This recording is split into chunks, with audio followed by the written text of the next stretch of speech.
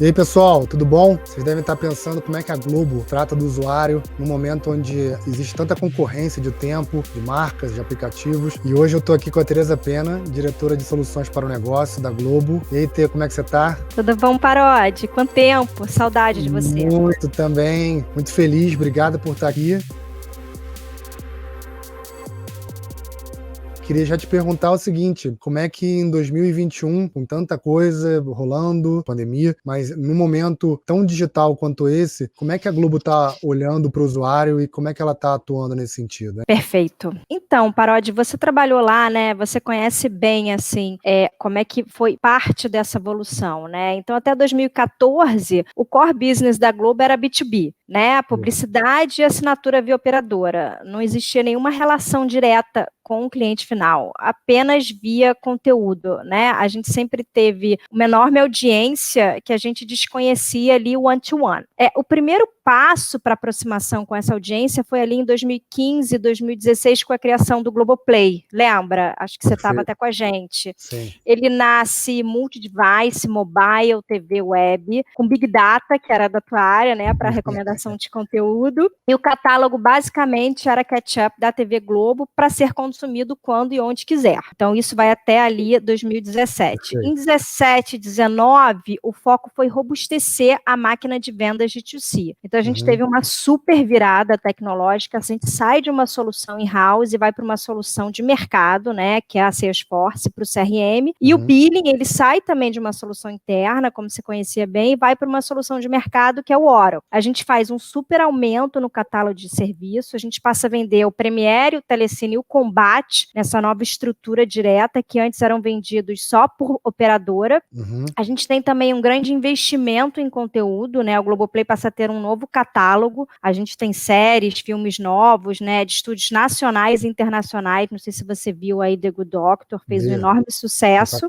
Exatamente. E a gente começa também a vender por terceiros, né, Google, Apple e Vivo. Isso foi ali até 2019. Em 2020, a gente foca muito no desenvolvimento do Globoplay para se tornar um marketplace, né, para se tornar um all-in-one. E, além disso, eu vou falar um pouquinho para você o que é isso, a gente fixa a cultura user-centric, no foco do cliente de B2C, no foco no Parodi. E isso tudo acontecendo no modelo em que tecnologia e negócios caminham juntos, né, que é o tal conceito MediaTech, né, que é uma nova forma de priorizar e definir, né, medir retorno sobre investimento com base nos objetivos de negócio do consumidor. Agora é incrível, né, Tê? Porque tá claríssimo, e é incrível porque realmente eu saí ali no final de 2015, e pelo visto os últimos, né, 5 anos da empresa, foi meio que assim, toda a aceleração que ela teve de, sei lá, de 2000, que eu lembro, 99, até 2015, ela meio que passou em 5, 6 anos, não é isso? Foi absurdo, forte, né? Assim. Foi uma mudança muito forte, né? Foi uma mudança de tecnologia pesada, mudança de pessoas, né? Então a gente vê, assim, pessoas chaves na Globo, né, saindo, pessoas diferentes, novas entrando. Então acho que foi uma das maiores mudanças do Grupo Globo dos últimos 20 anos, se não me engano, né? E é mudança de mentalidade, né? Quer dizer, a exatamente. Questão, talvez o que muda mais, né? Meio que colocar de lado várias coisas que você estava acostumado a fazer e meio que reposicionar o teu foco, né? Ver como é que você prioriza, sei lá, os projetos, né? Ou quem está no centro do projeto, né? Exatamente, exatamente. E justamente, né? Acho que o primeiro grande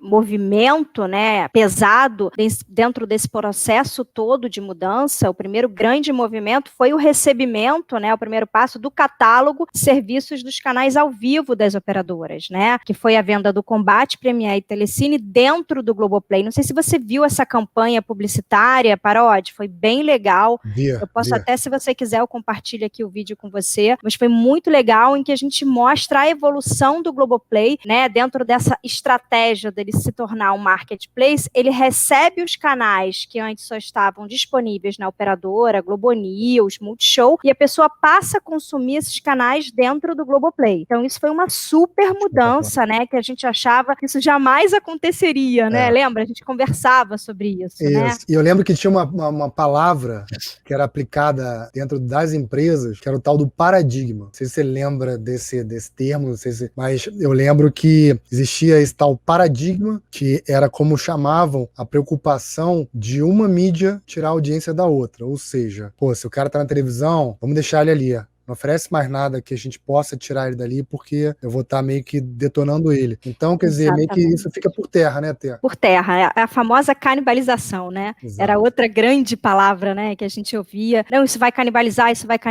isso morreu completamente, né? Afinal das contas, por uma necessidade do consumidor. Então, a gente começa aí, né, o Globoplay, dentro daquela linha do tempo, ele nasce não porque a gente entende que o consumidor vai gostar. A gente corre atrás da necessidade do consumidor. E aí, transformar o Globoplay no marketplace também não é o que a gente acha, né? Que isso é uma coisa que a gente não tem que achar nada, né? A gente tem que suprir a necessidade. Também a gente foi vendo que era uma necessidade dele. Então, a gente traz os canais por assinatura. Depois, outro grande movimento que a gente fez, que eu não sei se você acompanhou, Paródia, o segundo grande movimento dessa estratégia de tornar o Globoplay um hub, foi a parceria com a Disney. Foi um super lançamento, né? Foi lançado no dia 17 de novembro, em que a gente traz o combo Disney Globoplay, né? O Globoplay, ele foi o único player de streaming a fazer essa parceria, né? Então isso foi super legal. A gente viu que a gente tinha uma necessidade ali de um público um pouco menor, né? Em que a gente não tinha tanto serviço, tanto conteúdo para oferecer. Então a gente lança também o Globoplay com esse canal, com esse grande estúdio. Foi um super lançamento, né? E foi o único player de streaming a fechar uma parceria com a Disney, né? Então isso eu achei super legal, exatamente. Foi muito legal. E aí, Parodi, vem aquela questão que você conhece muito bem, dentro de tantos conteúdos, né, de tanta complexidade, de conteúdo de Roberto Carlos, conteúdo de Disney, conteúdo de Big Brother Brasil, conteúdo de esporte. O que eu vou saber? Qual é a melhor oferta para o Parodi? Qual a melhor oferta para a Tereza, né? Você sabe, eu conheço muito bem novela, adoro receber conteúdo de novela, adoro os conteúdos da Disney, não suporto esporte, não suporto futebol. Sou casada com um marido que ama futebol, né? Então,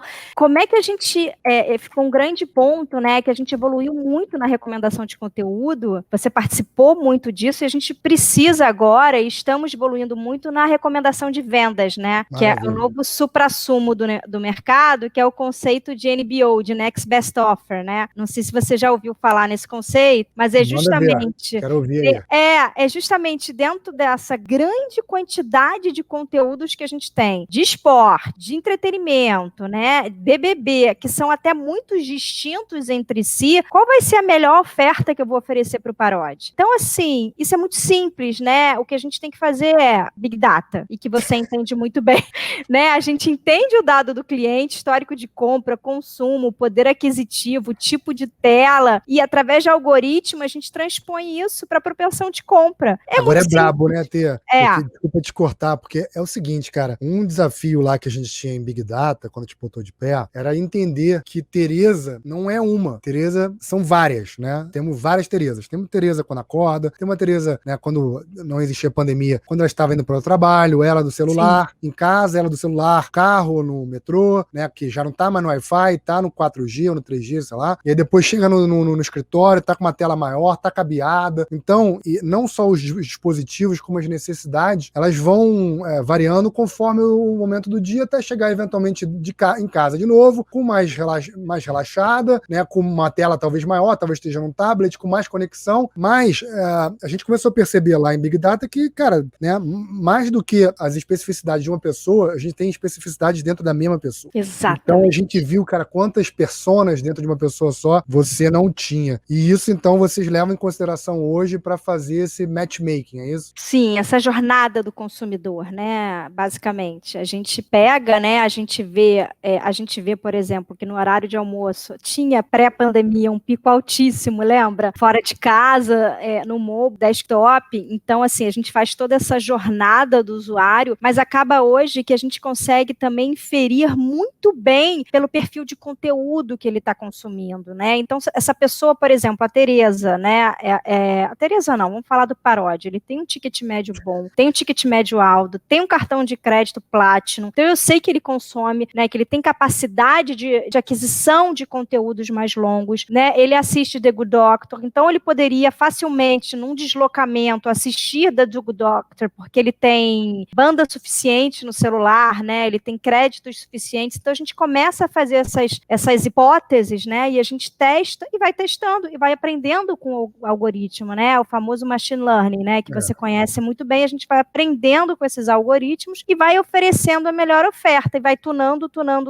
Chega determinado, isso não, né? O time de Big Data que faz, né? Os famosos cientistas de dados, né? A profissão do momento, a profissão do mercado, né? Não dá mais para viver sem eles, né, Tia? Não dá. Esses são os caras. Hoje todo mundo me pergunta qual a profissão do momento. Cientistas de dados, estatísticos. Jeremias nunca foi tão importante nas nossas vidas, né? Enfim, e aí com isso a gente consegue ter um olhar mais forte para o consumidor. Porque, voltando na sua primeira pergunta, né? O que significa o consumidor no centro do negócio, né? As pessoas me perguntam, pô, Tereza, mas o que é isso? O principal desafio de uma unidade de D2C é justamente trazer esse consumidor para o centro do negócio. E isso significa fazer com que ele tenha voz em nossos investimentos, fazer com que ele tenha voz em nossos desenvolvimentos. Eu diria que a minha área, né, no organograma lá, ela tem uma carinha que é o consumidor, que ele que vai falar o que a gente vai investir, que ele que vai falar o que a gente vai gastar, né? Ele que vai ser o nosso grande big boss. Não vai ser o Eric, não vai ser ninguém, vai ser o consumidor. Do momento que ele vier com uma angústia dele, com uma preocupação dele, do que é importante, através da escuta, isso eu queria te mostrar, se você deixar eu compartilhar,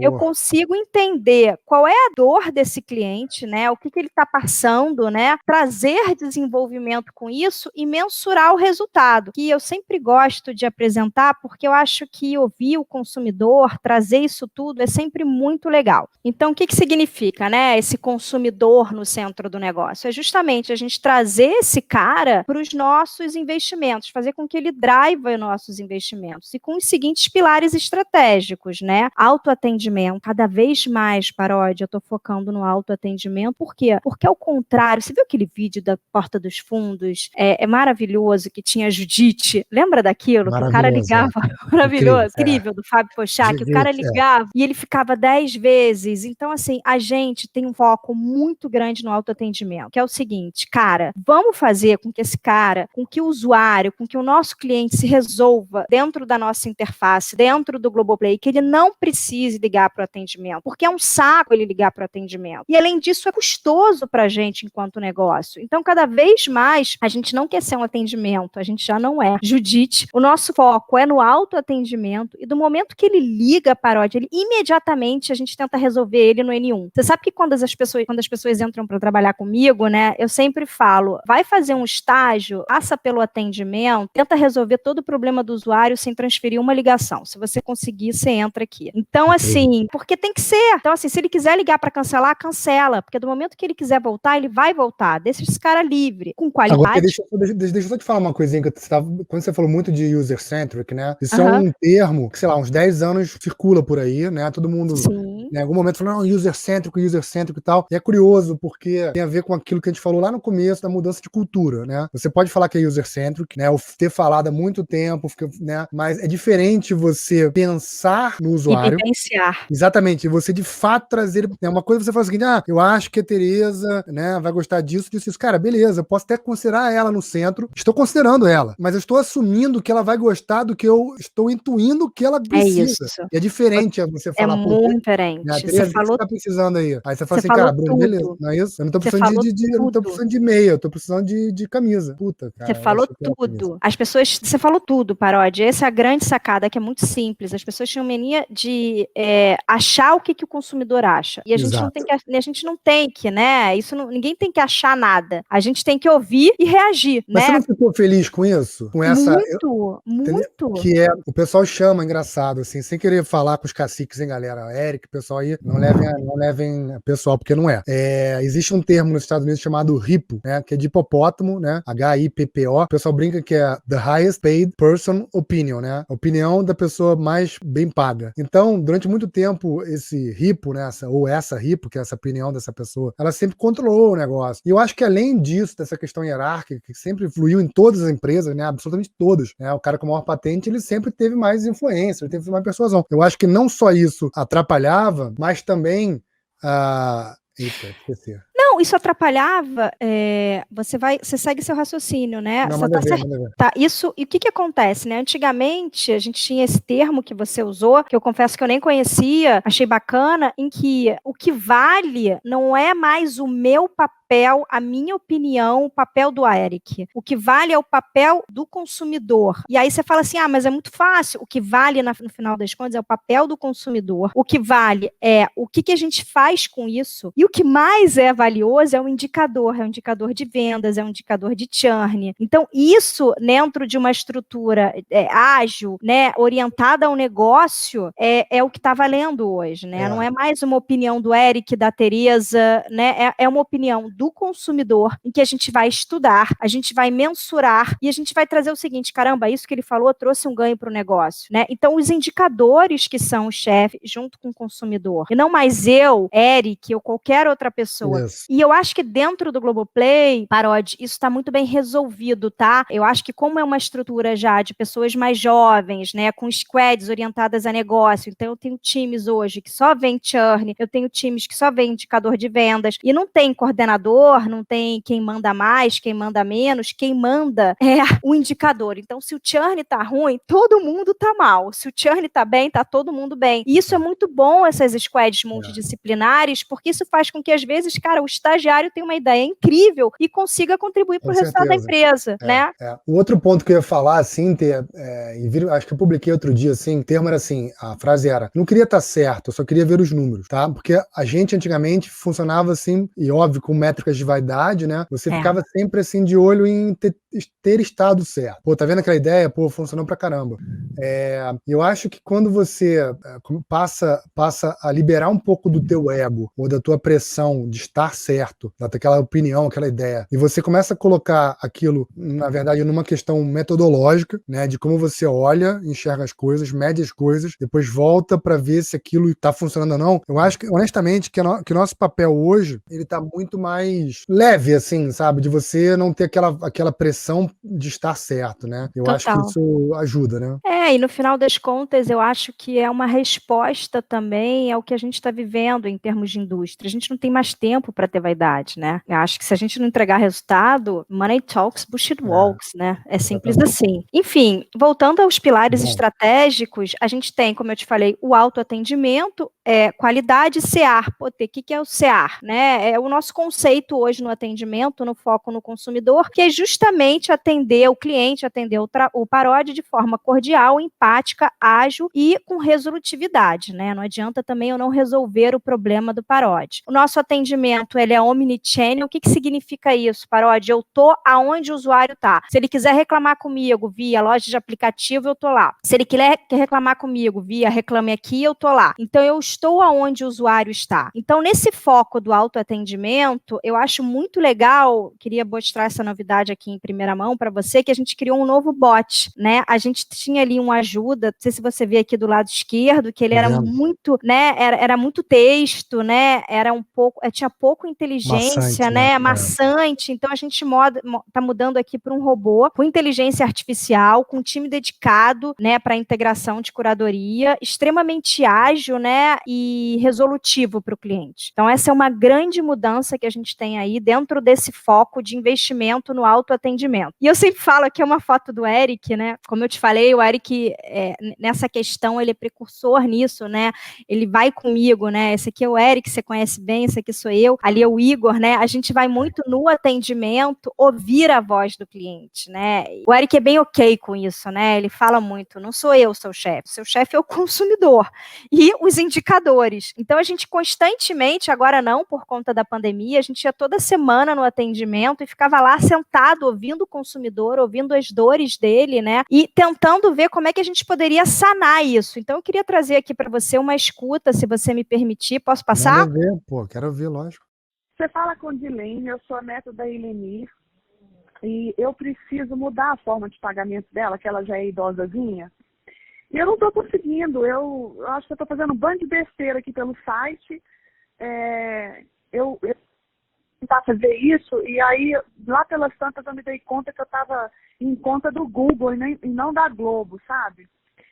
Aí eu estava fazendo pelo celular, agora eu estou aqui no meu computador, já acessei toda a conta dela, mas não tem formas de pagamento na conta dela. Não sei, ó, minhaconta.globo.com.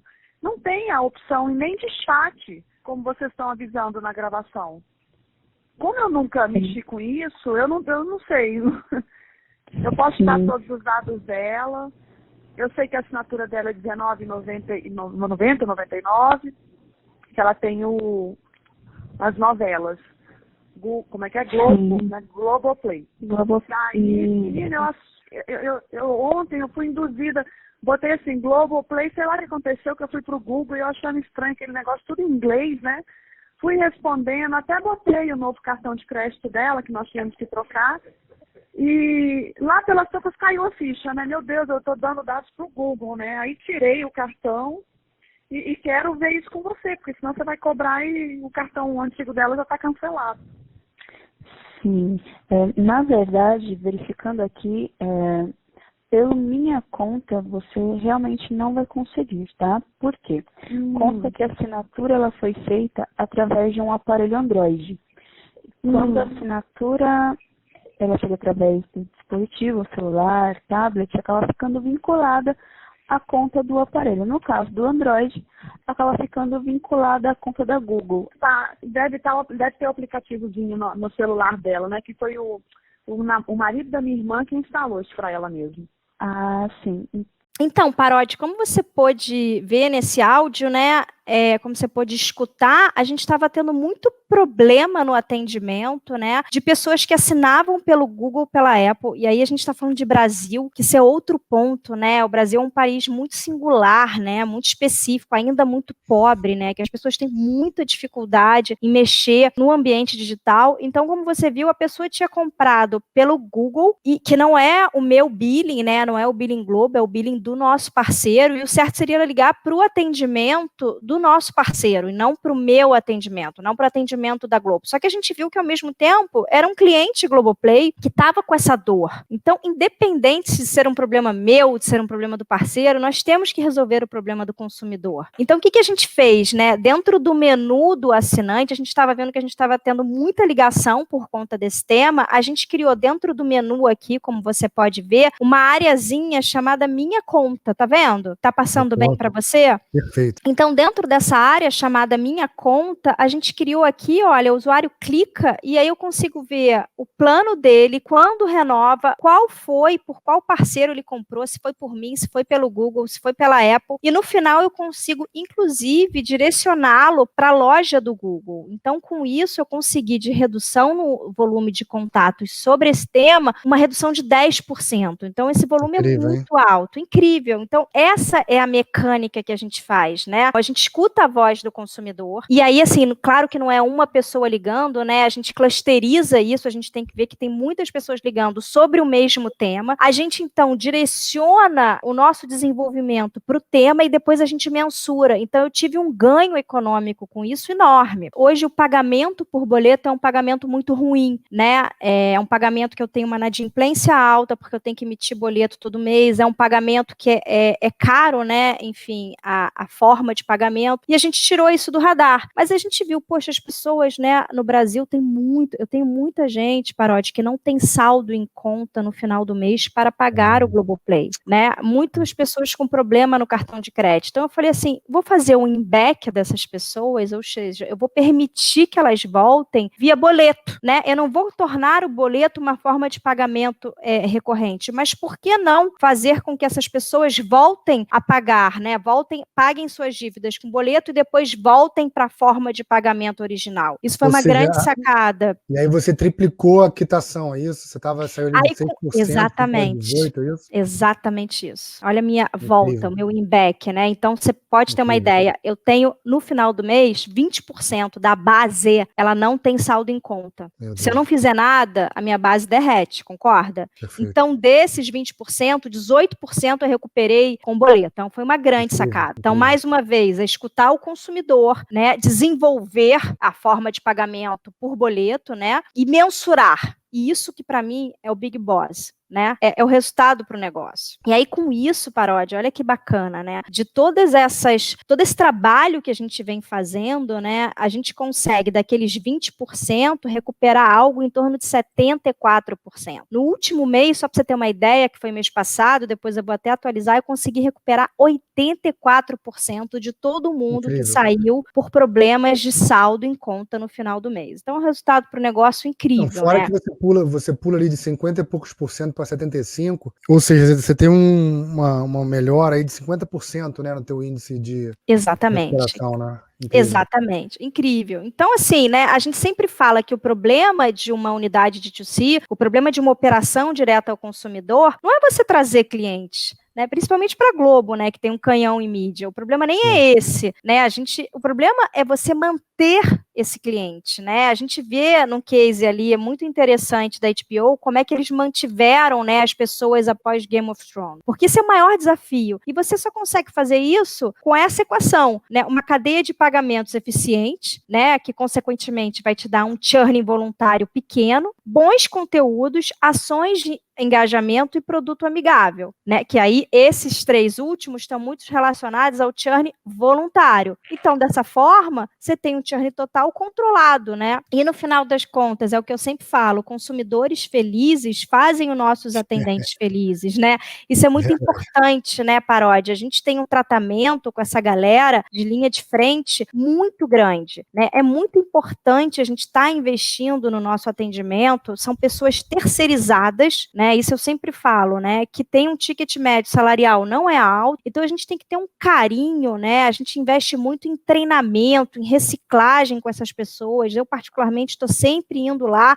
porque essas pessoas que estão na linha de frente com o consumidor, elas são praticamente, eu sempre falo isso, gente, são nossos maiores colaboradores. É literalmente, né? A voz da empresa, né? Que é a pessoa a voz da empresa. Exatamente. Então a gente tem que ter um cuidado, né? Então agora, por exemplo, há um ano atrás, né? Já fez um ano, dia 10 de março, a gente colocou em 10 dias todo mundo em casa, né? Eu me lembro que eu falei assim, Eric, no início a gente não sabia muito bem aquela questão de distanciamento, a gente poderia ter pessoas trabalhando, mínimo distanciamento, e a gente falou assim, quer saber? Vai todo mundo para casa. A gente não quer que ninguém se arrisque. E foi todo mundo para casa em 10 dias. A gente conseguiu colocar os nossos 400 colaboradores em casa em 10 dias. E até hoje ninguém voltou. E foi muito bacana, porque a gente começou, foi muito tenso o mercado, né? Os nossos concorrentes todos com chat, a gente mandou todo mundo para casa e com voz, né? A gente investiu em banda larga na casa dos nossos colaboradores, junto com o nosso fornecedor, para manter um nível de atendimento, assim, acima de 95% de taxa de retenção. Então, assim, eu acho que foi um trabalho super bacana. E todos continuam em casa, tá, Paródia? Isso é uma coisa muito legal. E acho que, assim, ficarão até essa situação toda se resolver, né? Agora tem 2 coisas aí curiosas, né? A primeira, essa questão de vocês ficarem próximos do atendimento, é fabulosa, né? Eu acho que não só tem essa questão quantitativa, né? De, sei lá, 50% reclama disso aqui. Cara, né? É uma questão no-brainer, você não tem que pensar. Tem que resolver. O que é? O cara quer pagar com Bitcoin, sei lá, vamos supor que 50%, cara, tem que fazer, parará. Aí isso rege de uma forma mais objetiva e menos pensada o roadmap. Mas é legal, assim, que eu gosto muito, assim, do contato com o usuário, também, além dessa questão binária, é quando o usuário, ele te dá, apesar de não ter, eventualmente, nenhuma coisa mais volumosa, ele te dá uma ideia. Insight, né? Exatamente. Você pode pensar, o cara falou isso aqui. E às vezes é engraçado porque você tem que traduzir o que ele falou. Porque muitas vezes ele não se expressa naturalmente com tecniquez, então ele não tá, né? E você tem que meio que criar, como a gente brincava, até o Newton, a gente brincava muito, a gente falava assim, tem que usar um emulador de pessoa comum, né? O emulador traduzir pro técnico. Então, isso é muito legal, né? Exatamente. Isso é muito legal, Parodi. Você falou, eu lembrei de um caso até que o Eric cita muito, a gente conversa muito sobre isso, né? A gente fica, como eu te falei, a gente faz escuta quase que diariamente do atendimento. E eu nunca vou me esquecer uma vez que a gente estava lá e a gente estava num atendimento intenso e aí a atendente falou, né, com todos aqueles nossos, com cordialidade, com paciência, com empatia, porque o Brasil é isso também, né? O Brasil, as pessoas a gente tem um nível de alfabetização alto, a maioria da população não fala inglês, então assim, o Brasil é muito peculiar, né, a gente tem que ter essa empatia com a sociedade brasileira. Eu me lembro que teve uma senhora, a gente tem uma pirâmide de faixa etária mais velha, né, que está ainda se adaptando, né, ao mundo digital, ela falou assim, mas o que é login? E aí eu falei, caraca, quando a gente às vezes, né, tenta elocubrar tanta coisa, a gente ainda tem no Brasil pessoas que não sabem o que é login. Não sabe. Então a gente tem que ter um cuidado enorme, a gente tem que, sabe, ser bem didático, porque é o país que a gente mora, e eu e você estamos dentro de uma bolha, né? Bolha, e eu acho que esse papel que a Globo ela se coloca de falar com a massa, ela faz muito bem, porque na verdade, além dela estar falando com você, comigo, ela também está falando com essa senhora que não sabia o que era login, entende? Então essa sintonia com o Brasil, e muitos players chegam aqui, muito legal, né? A gente tem muitos parceiros, né? E muitos players, eu vejo, Parodi, ficam impressionados com a fraude aqui do Brasil, né? O Brasil é muito criativo, o Brasil é muito peculiar, as pessoas não têm, no final do mês, Parodi, R$20 para pagar no Globoplay. As pessoas compartilham senha, fazem fraude, burlam. Globoplay, Netflix, Amazon. Então, assim, quem chega aqui fica assustado, porque não acontece isso em Portugal, Você né? sabe que o Brasil é o segundo país no mundo em fraudes, né? Online. Só perdemos para o México. Você viu os vazamentos que aconteceram agora, né? Enfim, é uma coisa, assim, uma loucura. Então, quando você não tem uma cadeia de pagamentos que identifique isso eficiente, a sua base toda derrete, né? É impressionante isso. Você vê que os maiores players de streaming do Brasil estão tirando trial. Você acha que é por quê, né? E é legal, essa coisa do usuário no centro, ela é tão legal. Eu acho que tem dois fenômenos aí que acho que estão ficando pelo caminho, né? O primeiro é você fazer um produto pensando na sua turminha de pessoas que trabalham com a mesma coisa. E querendo ou não, em algum momento a gente já passou por isso, né? Você faz assim, de alguma maneira você fazia, talvez não pra turminha, você fazia pra você mesmo. Isso. Né? Então, aí você via esse troço, pô. Lá. O usuário fala, cara, o que é login? Eu conto uma história engraçada, que pra mim, isso mudou minha vida mesmo, tá? Profissional. Foi quando, sei lá, não lembro quando foi, mas uma tia minha me chamou, ela me pediu pra que fosse até a casa dela, pra ela tirar umas dúvidas como é que ela faria pra fazer compras online, tá? Isso foi em 2000, no Zona Sul. Olha. E, cara, ela precisou, ela anotava cada passo, ó, clicar no ícone tal, abrir tal, clicar não sei aonde, entendeu? Ela anotava. E aquilo pra mim foi muito chocante. E essa questão de senhor, Parodi, né? que ele tem uma cartilha de como acessar o Globoplay. Ele mandou isso pro nosso atendimento, que é clicar aqui exatamente como sua tia. É a coisa mais linda do mundo. Eu até mandei um ano de gratuidade para ele. É maravilhoso, cara. Maravilhoso. Ô, Tê, deixa eu te perguntar. Futuro, o que vocês estão pensando? O que dá para esperar? Isso continua? O que intensifica? O que vocês estão olhando aí? Claro. Então, a gente tem um cenário, né? A gente tem aí um cenário extremamente competitivo, né, Paródia? É o que eu falo, né? Como é que a gente vai conseguir? E isso eu acho muito bom para o cenário econômico, né? Eu acho muito bom ter uma concorrência forte, eu acho muito bom para o consumidor. No final das contas, o consumidor que se beneficia de tantos players, né? As pessoas falam, poxa, mas está vindo tanta gente, né? Chegou Netflix, depois veio o Amazon, depois veio o B, depois... Isso é muito bom, né? Porque, no final das contas, é melhor para o consumidor. Então, a gente sempre fala, né? Quem vai decidir o que melhor consumir, o que consumir, é o consumidor. E aí você tem algumas questões chaves, né? Que o conteúdo, ele nunca foi tão protagonista como ele está sendo agora. Porque, no final das contas, é ele que vai drivar, né? E eu vejo isso, Parodi, que é uma coisa, assim, extraordinária. Você não tem noção desse BBB. Esse Big Brother Brasil, assim, o Boninho, ele tem uma capacidade de reciclagem desse produto, assim, que é uma coisa, assim, absurda. Então, assim, o BBB virou, assim, a Copa do Mundo. Então, no final das contas, quem vai decidir o que consumir é o usuário. E a gente tem que ser muito forte em bons conteúdos, porque assim, a gente tem que ser muito forte, porque quando acabar o BBB, se a gente não fizer uma coisa suficientemente relevante, ele vai para outro player assistir outro conteúdo. Se a HBO não fizer algo suficientemente relevante quando acabar Game of Thrones, eles vão para outro. E a gente tem que entender, né, que esse nervosismo desse entra e sai é algo muito comum, né? E é ok, né? A nosso lifetime, ele é cada vez mais curto. Cada vez mais as pessoas vão entrar e sair como uma sala de cinema, e quem vai drivar isso é o conteúdo, uma boa experiência e uma oferta personalizada. E eu entendo que no Brasil o Grupo Globo tem capacidade de fazer isso da melhor forma do que os outros players. Então eu vou repetir, eu entendo que no Brasil a Globo tem a plena capacidade de ser líder no segmento. Olha, deixa eu te falar uma coisa, eu concordo 200%. Acho que o Brasil tem que reconhecer, assim, a força da Globo, a brasilidade da Globo, o gosto que a Globo tem por estar no jornalismo, por estar no esporte, por estar no entretenimento, sabe? Assim, o alcance, né, Paródia? É uma coisa assim, cara, comovente mesmo. Acho que eu senti esse gostinho de ficar chocado, assim, de ver as coisas chegando nas pessoas e fazendo um puta papel, tendo cada vez mais credibilidade. Então, assim, quase emocionante ouvir essa tua frase, porque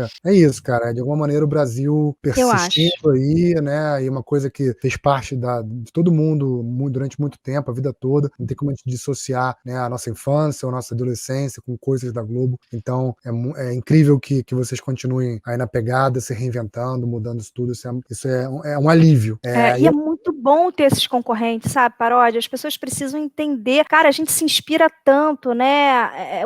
Assim, o Netflix foi o primeiro a chegar nesse mundo de streaming, né? Quanta coisa a gente se inspirou neles, né? Então, assim, não tem problema nenhum a concorrência. As pessoas têm medo de falar, né? Essa nova Globo é uma nova Globo ok, entende? É uma nova Globo em que a gente se inspira em pessoas boas. E assim, a gente tem um alcance absurdo, né? Então, a gente conhece a população brasileira de uma forma, assim, muito especial, muito singular. Então, eu só tô nessa, Tereza, porque eu acredito muito no Globoplay. E acredito muito na nossa liderança. Porque no Brasil, ninguém conhece o brasileiro melhor que a Globo. É simples assim. Eu contei uma vez uma história aqui de uma reunião que eu participei, assim, uma reunião com galera muito casca grossa da Globo e de um outro player mundial muito forte, digital. E no início da reunião, passou um vídeo, né, de 7 minutos sobre o que é a Globo. Cara, numa boa, assim que as luzes se acenderam, depois do filme ter terminado, houve uma comoção, tá? Entre os brasileiros, das duas empresas que estavam ali, olhando, que é comovente, e dos americanos, assim, que todo mundo falou assim, cara, agora eu consigo entender por que existe essa liderança de vocês, né, por que vocês estão há tanto tempo aí, e porque é uma coisa indiscutível mesmo. Tê, muito obrigado, foi demais, tá? Foi ótimo. Foi muito bom, foi um papo assim, suave. Fui ver aqui um tempão que a gente tá conversando, parece que Verdade. nem começou. Então, brigadão. Queria que você ficasse à vontade para deixar uma mensagem ou falar qualquer coisa que você queira aí. Obrigada, Paródia. Antes de mais nada, é um prazer estar aqui com você, né? Você que foi meu colega durante tanto tempo, uma das pessoas que, inclusive, me inspiro profissionalmente, né? Que está se reinventando aí com esse canal maravilhoso. Então, muito obrigada pelo convite. Estarei disponível sempre que você quiser bater um papo. Eu acho as nossas trocas sempre muito ricas. Verdade. E, enfim, sucesso para todos nós. E assistam o Globoplay, galera, que tem muita coisa boa aí. Show, Tê. Beijão de novo, obrigado, viu? Nada, tchau, tchau.